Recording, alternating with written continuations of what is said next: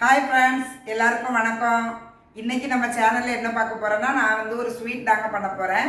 அது என்ன ஸ்வீட்னா ரவா கேசரி பண்ண போகிறேன் ஃப்ரெண்ட்ஸ். எனக்கு இந்த ரவா கேசரி ஸ்வீட்னாலே ரவா கேசரி தான் எனக்கு ரொம்ப பிடிக்கும்.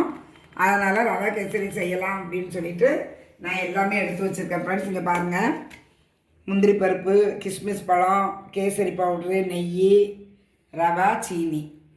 இப்போது இதை வச்சு நம்ம எப்படி செய்யலான்னு பார்ப்போம். இப்போ பாத்திரம் எடுத்து வச்சுருக்கேன் ஃப்ரெண்ட்ஸ். ஸ்டவ்வை ஆன் பண்ணிக்கிறேன். ஃபஸ்ட்டு வந்து நான் ஒரு 2 ஸ்பூன் நெய் கொஞ்சம் ஊற்றிக்கிடுறேன். நெய் வந்து நல்லா உருகிட்டு, நெய் உருகின உடனே இந்த முந்திரி பருப்பு, கிஸ்மிஸ் பழம் எல்லாத்தையுமே நான் கொஞ்சம் ஃப்ரை பண்ணி எடுத்து வச்சுக்கிடுவேன்.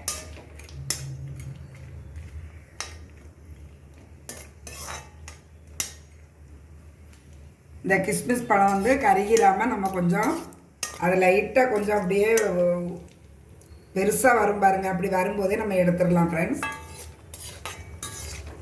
இங்கே பாருங்கள் ஃப்ரெண்ட்ஸ், நெய்யில் வந்து நான் இதை அவ்வளோத்தையுமே நல்லா பொரித்து எடுத்துக்கிட்டேன். நல்ல ஸ்மெல்லாக இருக்குது. இந்த பாருங்கள், இப்போ நம்ம இதை அப்படியே எடுத்து வச்சுக்கிடுவோம். ஏலக்காவும் ஒரு 4 ஏலக்காய் இடித்து இதிலே சேர்த்துக்கிட்டேன்.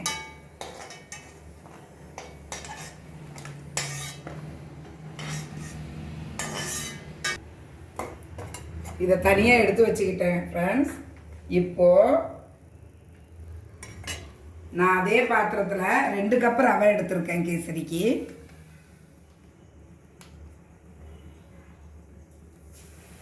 இந்த ரவையை வந்து நம்ம நல்லா வறுக்கணும் ஃப்ரெண்ட்ஸ். அது வறுக்கிறதுல தான் நம்மளுக்கு இருக்குது. இந்த பாருங்கள், கரெக்டாக 2 கப்பு ரவை. இந்த ரவையையும் நம்ம வந்து நல்லா வறுத்துக்கிடுவோம் அந்த நெய்யில்.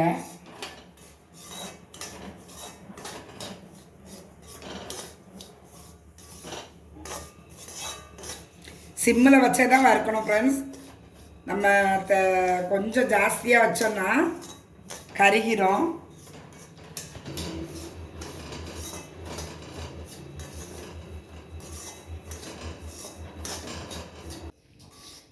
இங்கே பாருங்கள் ஃப்ரெண்ட்ஸ், ரவை வந்து நல்லா வறுபட்டுட்டு பார்த்தீங்களா. இதை வந்து நான் அப்படியே வேறு ஒரு பிளேட்டுக்கு மாற்றிடுறேன்.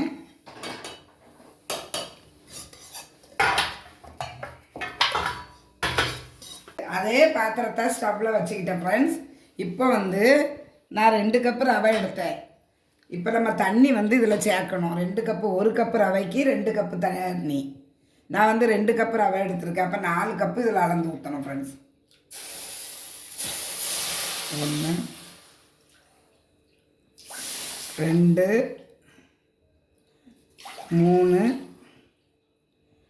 4 ஃப்ரெண்ட்ஸ். இங்கே பாருங்கள் ஃப்ரெண்ட்ஸ், தண்ணி வந்து நல்லா கொதிச்சுட்டு, இப்போ தண்ணி கொதித்த ஸ்டேஜில் நான் அந்த ரவையை போட்டு அப்படியே கிண்ட போகிறேன்.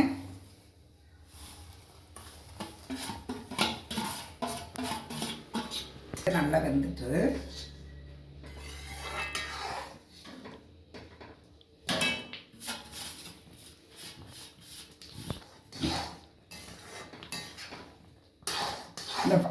இங்கே பாருங்கள் ஃப்ரெண்ட்ஸ், நான் வச்ச தண்ணியும் இந்த ரவையும் எல்லாம் ஒன்றா சேர்ந்து வெந்துக்கிட்டு இருக்கு பாருங்கள். இப்படியே நம்ம கொஞ்சம் கிண்டிகிட்டு இருக்க வேண்டியதான். அடி பிடிக்காமல் ஒட்டாமல் கொஞ்சம் கிண்டிடணும்.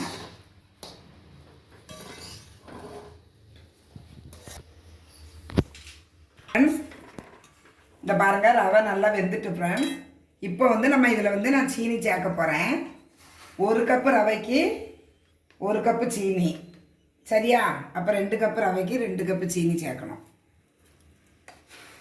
அப்போ தான் இனிப்பு நல்லாயிருக்கும்.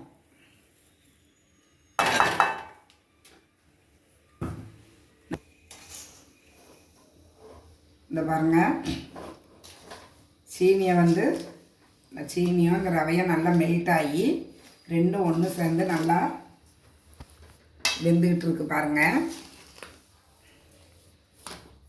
அது வந்து கொஞ்சம் கட்டி வராமல் கிண்டணும்.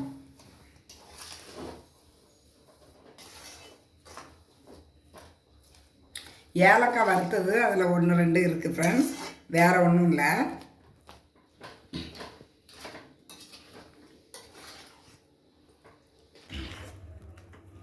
அந்த கட்டி எல்லாத்தையுமே நம்ம கொஞ்சம் இதுவாக கிண்டிட்டோம்னா அது வந்து எல்லாம் சரியாமல் ஈவனாக வெந்துடும் ஃப்ரெண்ட்ஸ்.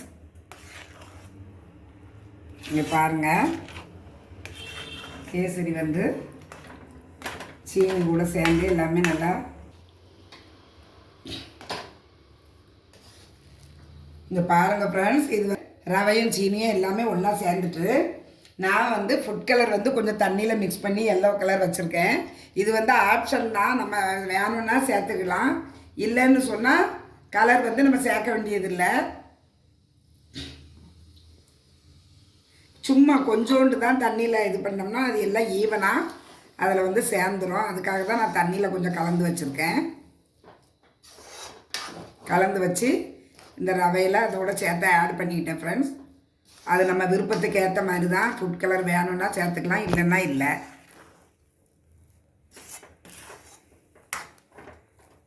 வந்து இந்த கேசரிக்கு கதாநாயகனே நம்ம முந்திரி பருப்பும் திராட்சையும் தான் ஃப்ரெண்ட்ஸ். ஏலக்காவும் அதுலேயே நான் ஏற்கனவே வறுத்து தான் வச்சுருக்கேன். இப்போ அதை வந்து நம்ம கேசரி கூட அப்படியே சேர்த்துக்கிடலாம்.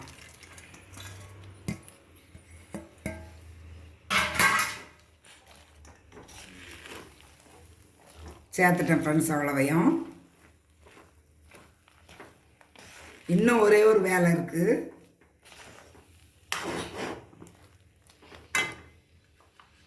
இப்போ கடைசியாக நம்ம வந்து கொஞ்சம் ஒரு 2 ஸ்பூனு நெய் சேர்த்துக்கலாம் ஃப்ரெண்ட்ஸ்.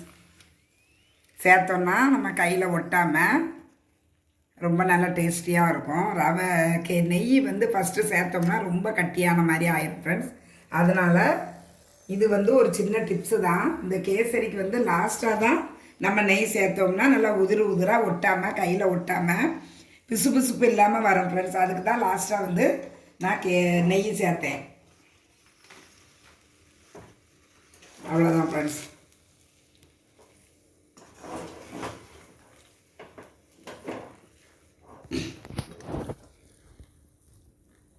ஒரு கப் ரவைக்கு 1 கப்பு சீனி ஃப்ரெண்ட்ஸ். 2 கப்புக்கு 2 கப்பு சீனி, அதுதான் அளவு.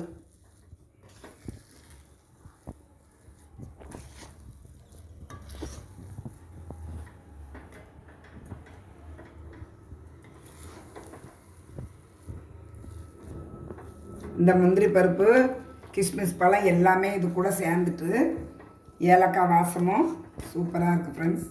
கேசரி ரெடி ஆகிட்டு ஃப்ரெண்ட்ஸ். இன்றைக்கி நான் வந்து செஞ்சது ரவா கேசரி. ரொம்ப சிம்பிளான முறையில் செஞ்சுருக்கேன் ஃப்ரெண்ட்ஸ். ரொம்ப நல்லா அருமையாக வந்திருக்கு. நான் வந்து நெய் தான் இதில் சேர்த்துருக்கேன். ரொம்ப அருமையாக வந்திருக்கு ஃப்ரெண்ட்ஸ். ரொம்ப டேஸ்டியாக இருக்கும்னு நினைக்கிறேன். நான் சாப்பிட்டு பார்த்துட்டு சொல்கிறேன். நாதிரா நம்ம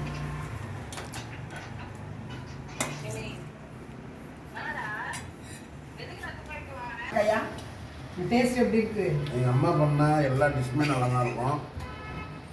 கேசரி சொல்ல வேண்டுமா, சூப்பராக இருக்குது. ஸ்வீட் ரொம்ப கம்மியாக இருக்குது, நல்லா சூப்பராக இருக்குது. இதான் ஒரு ஆரோக்கியமான கேசரின்னா இதாக இருக்கும். 1 கப் ரவை, 2 கப்பு சீனி.